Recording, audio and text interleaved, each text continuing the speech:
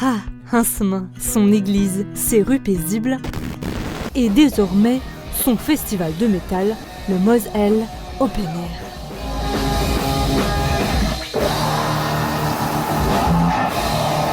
Ce genre de festival ici, est-ce que c'est quelque chose que vous attendiez ? Oui, quand même. Pourquoi ? Parce qu'il n'y en a pas dans le secteur. En vrai, on est obligé de passer 3 heures en Allemagne, 3 heures en Belgique, on est à peu près de passer les frontières.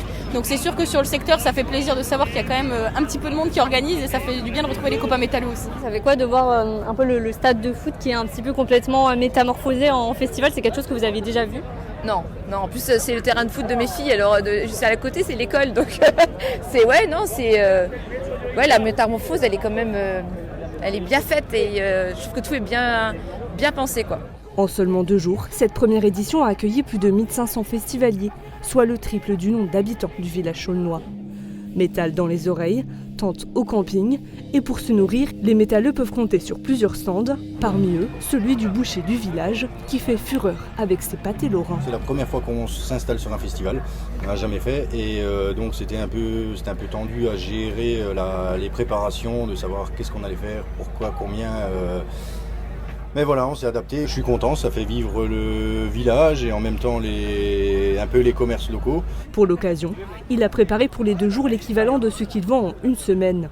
Dans le centre du village, ses amis, venus de Sarreguemines, ont opté pour une autre technique. Il y a une petite supérette juste à côté, un petit kebab, donc ouais, c'est un bon petit village quoi. Une pause repas qui fait l'affaire de l'unique épicerie du village. Ça fait plusieurs mois qu'on travaille dessus. Je suis très contente qu'il y ait lieu à Hinsemain. Ça fait de la vie au village, beaucoup de monde. Une ville ultra dynamique le temps d'un week-end. Faire connaître Hinsemain à l'échelle nationale, une aubaine pour le maire qui a été contacté en février pour la venue du festival. Si ça peut devenir pérenne, c'est tout gagné.